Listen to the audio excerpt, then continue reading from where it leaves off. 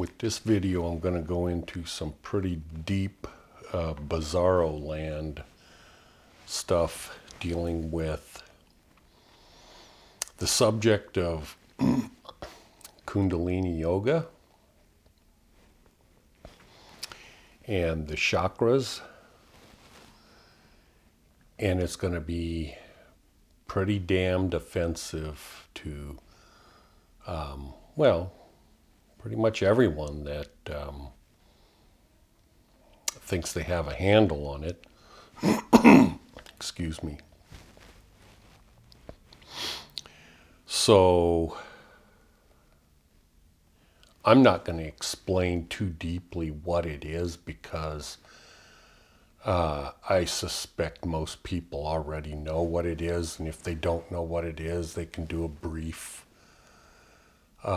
study on it. But as always, when you get into these subject matters, you can ask one guru that has been studying this stuff for 30 years and he'll tell you one thing and it'll be completely different from somebody else that has been doing it for 30 years. And you can have a yoga teacher that teaches this stuff and they'll have a completely different opinion on it than the other two people. That's just the way, literally everything is that way when you get deep enough into the, if you dig below the surface, if you're not just into the basics. So they explain, and the reason I say it'll be offensive, so let's just cut to the end, and then I'll fill in everything in between. The way it's taught is an invitation to demonic forces.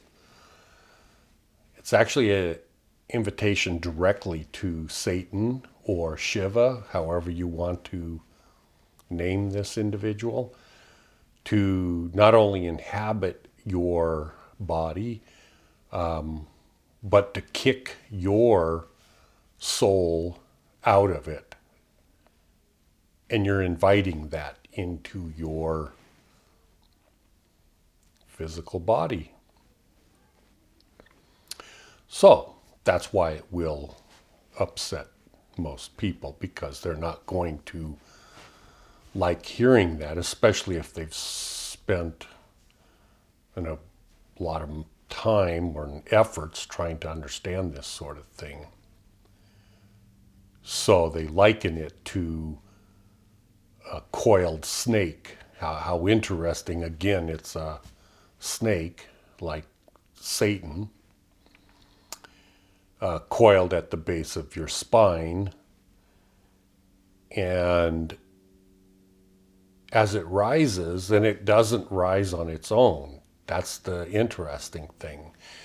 You actually have to work at it in many different methods to understand the different chakras and how to invite it in and how to coax it and to teach it. And of course, one methodology is tantric sex. And of course, give me a break. I'm sorry. There's just absolutely no way to sidestep that issue. Of course, you can pretend you're all sophisticated, and you can pretend, or not even pretend, brainwash yourself into thinking, oh, it's some sort of a mechanical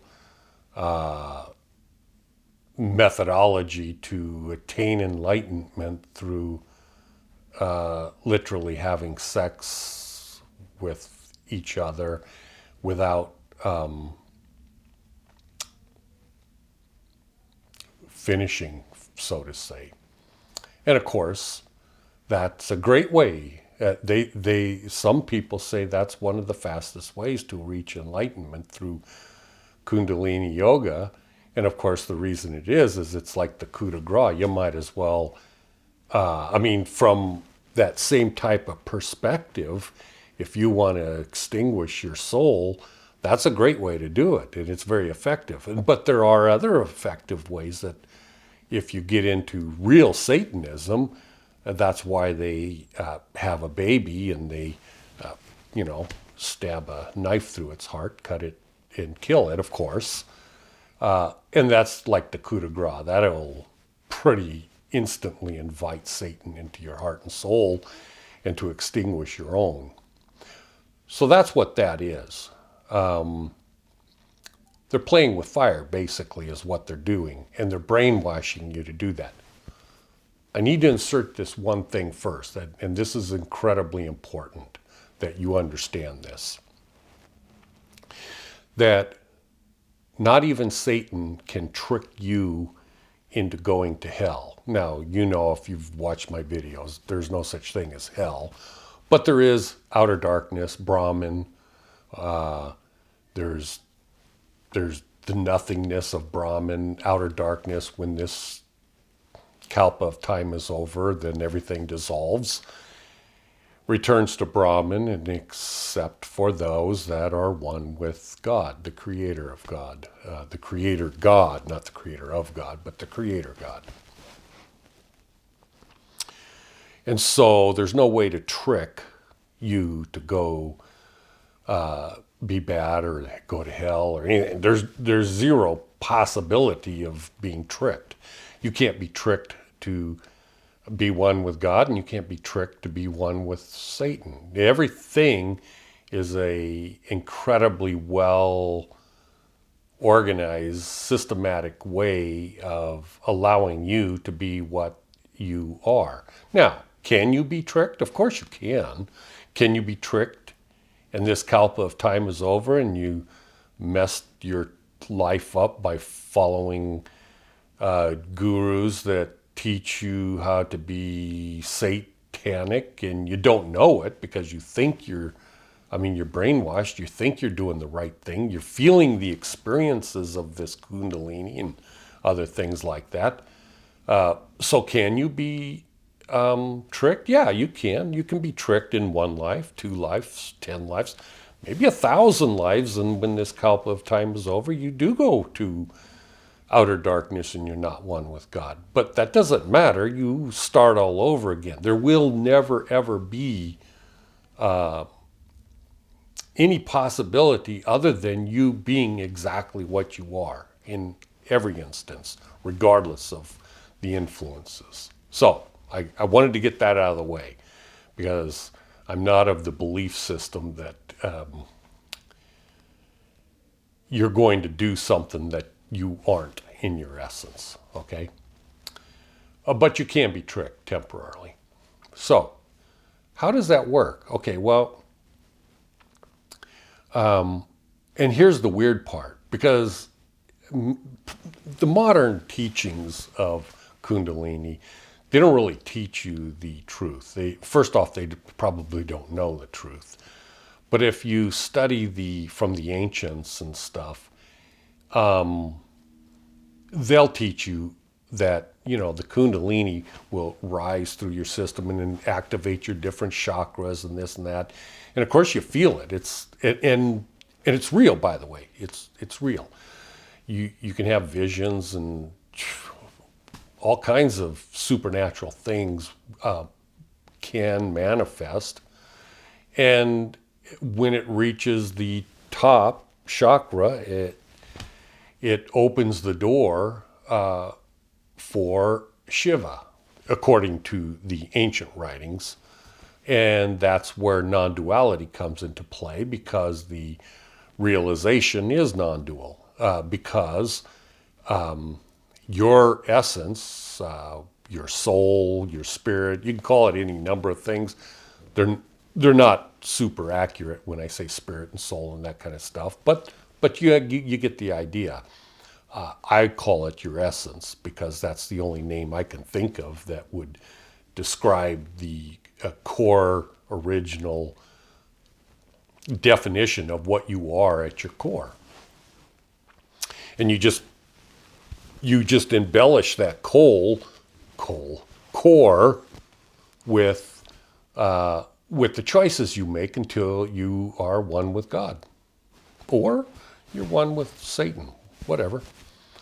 So, anyways, the interesting part about that is when the final chakra is activated and Kundalini is fully activated, that is the coup de grace. That is opening the door for Shiva to take over your physical body. And it is a realization of non-duality because you're gone. You don't exist anymore, so to say. But what is it to you that is gone? Well, it's your essence. So why and how does that work?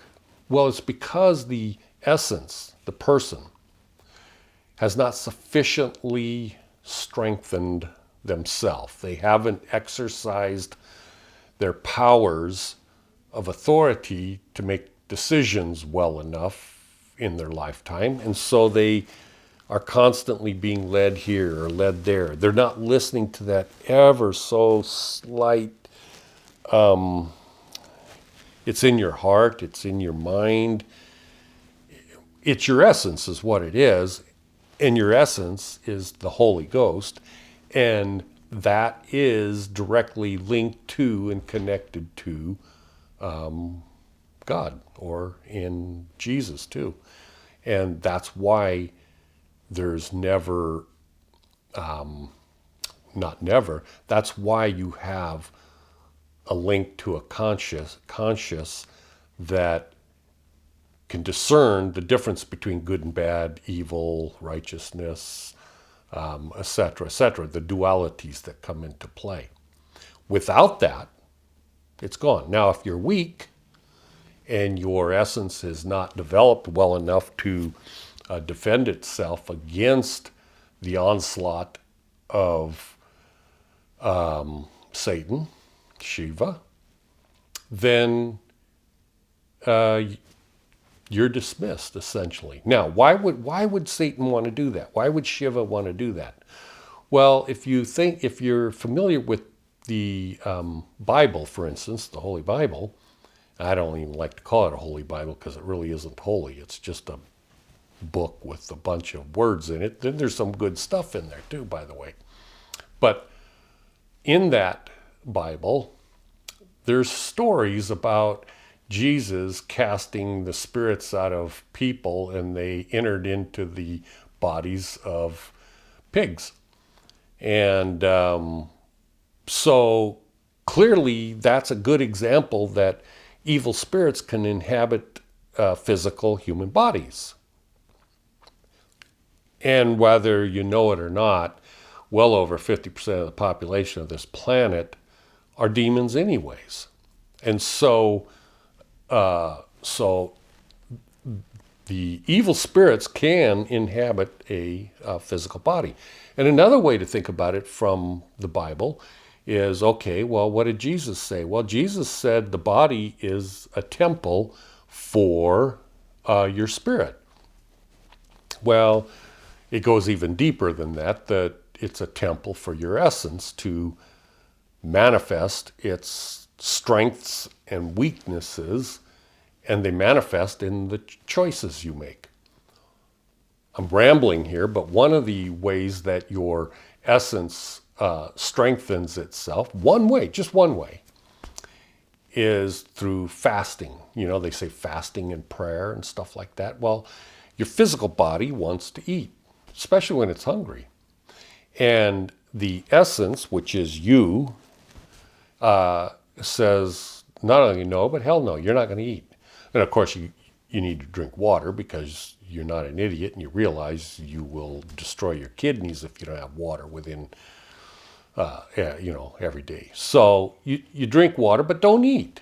And maybe not eat for 12 hours to start with. And maybe 24 hours if you can do that. And maybe 48 hours. I mean, it's not going to kill you. And And then, you know, I mean, you don't have to go any more than that. You're just, what you're doing is, it's like lifting weights for a weightlifter or whatever, but it's a spiritual thing. That's just one little thing. And what you're doing is you're fighting against the urges of your physical body. And it's strengthening the essence of what you are to control this body. And that's why you find throughout the world evil people, and I shouldn't even say evil people. Yeah, let me strike that, because there's a lot of people that are not evil. They may be slightly wicked or whatever, but I don't like to call them evil. I would rather call them weak. And that could be murderers even, that are just weak. They're just weak spirits. Because the physical body, being a temple, it has its own proclivities for what it wants to do. And of course, it's a warrior. It wants to kill. It wants to destroy. It wants to have sex. It wants to do all these. It wants to eat. It wants to do all these things. Well, you have to control it. But weak people don't. You see, weak. So rather than saying evil, there's a lot of weak-spirited people that maybe this is their first rodeo, so to say. They haven't been alive in habitated bodies very often, and so they haven't been able to figure out how to control this physical body. So yeah, there's that. So getting back to Kundalini. Okay, so that's what's going on there. You're allowing, because you've been tricked. Typically, it's because you've been tricked. And when I say tricked, it could be a guru and a guru's guru. This could go back hundreds of years, if not thousands of years. And they've all been tricked. They've all been tricked. They might not be evil. They're just tricked. And then when they hear the truth, like what I'm telling you, and they go, well, that guy's got his head up his fanny. I'm not going to listen to him. He's an idiot. He doesn't even know what he's talking about. Okay, see now? That's where it comes into play, where who are you listening to if you're saying that? Are you listening to ignorance? Are you just being a robot? Are you parroting what you've heard? Because where is that experience coming from? What foundation are you standing on to make such a statement that I don't know what I'm talking about? If indeed you say, oh, well, he doesn't know what he's talking about. Where's that coming from? Oh, well, I read it in a book. Bullshit. I don't, books. They're all corrupt and evil. Where is it coming from? What experience do you have that you can rest upon? And don't tell me the experience of you felt Kundalini and you were enlightened because of Kundalini. Don't tell me that, because that's just a feeling. That's just an experience. That's an experience of one thing, but it's not an experience of being one with God or anything. And it's certainly not enlightenment. And they say it's, oh, well, if you have that final chakra, that's the way to enlightenment. No, it isn't. No, it's not enlightenment, because it's nothing like enlightenment. What it is it's an exhilarating, sometimes permanent experience. And what is experiencing? What's the experiencer if it's non-dual? Seriously, what's the experience? And who's experiencing it? I'll tell you who's experiencing it. Shiva, Satan. Satan's experiencing it, because the spirit of Satan can inhabit millions of billions of bodies. I mean, of course, it's happening on a different plane of existence. Or it's just evil spirits. But it certainly isn't the godly type that you're inviting into your heart and soul. It isn't that. And if you can't detect that, well, then you need to pay attention and maybe study a little bit more about love, about the love of God and why this reality was created, and et cetera, et cetera. Now, am I saying that those spiritual feelings are fake? No, because see, here's the thing.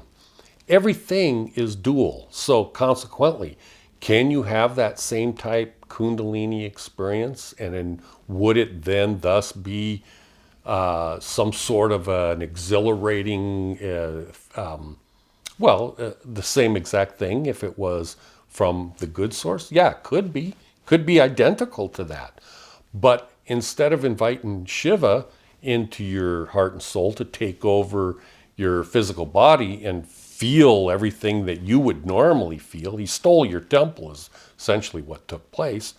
But instead, what is happening? Well, if you do it correctly, and I'm not saying to do Kundalini, I'm not saying to activate your chakras, I'm not saying to do that. But if you did, and you were totally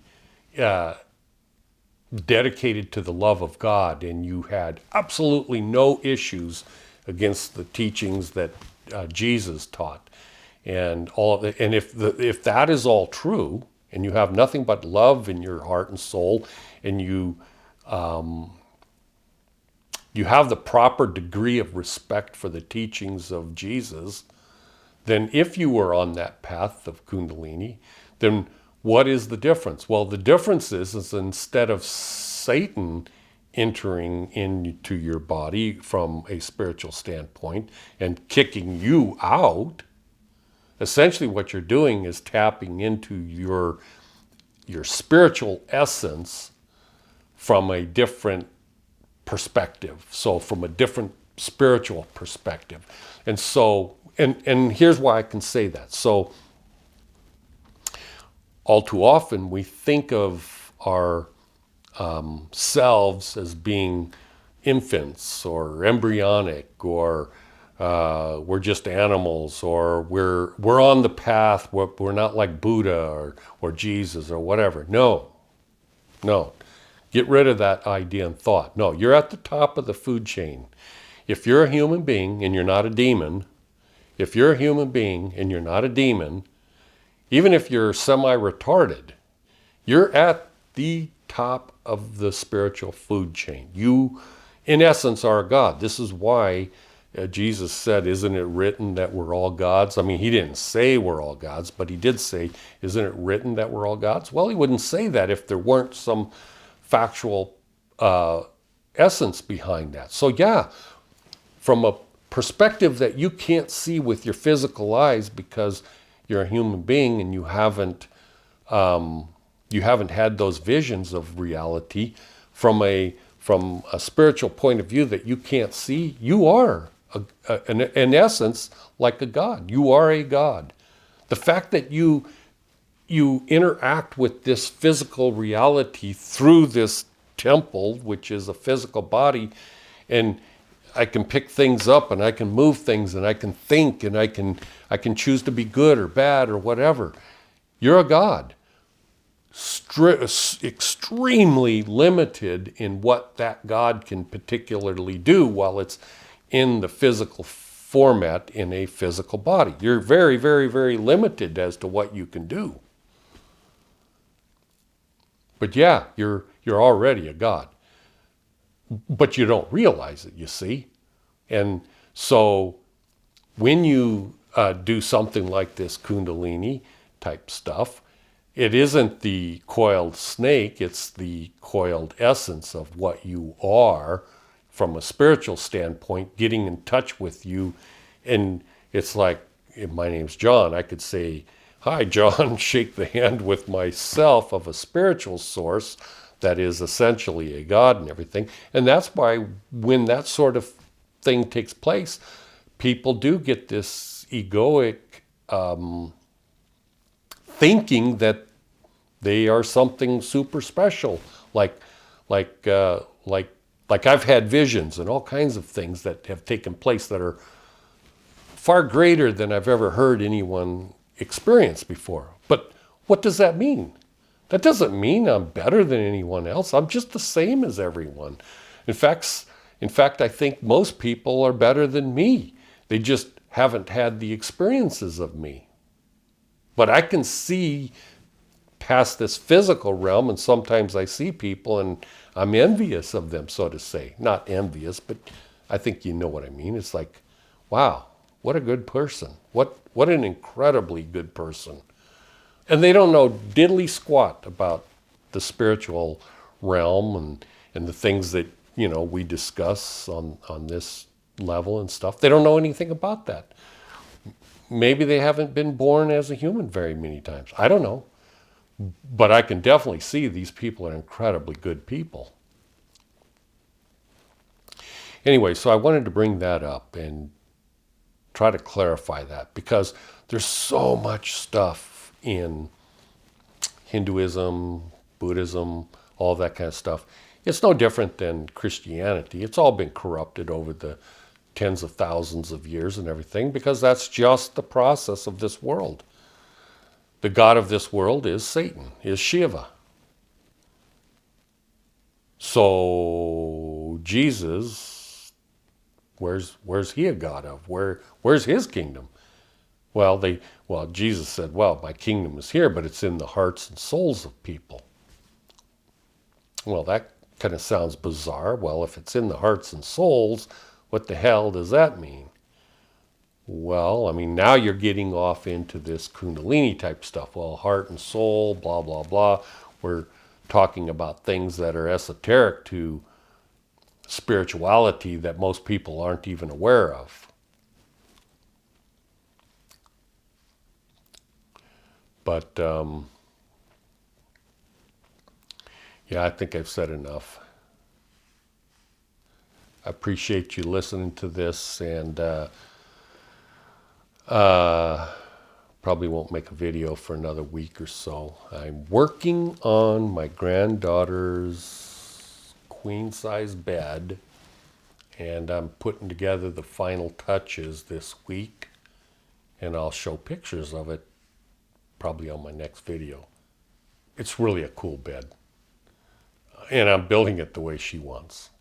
Anyways, I'll talk to you later. Thank you for watching, and I love those that love me and those that love God and everything about it. Thank you for watching. Have a good week. Bye.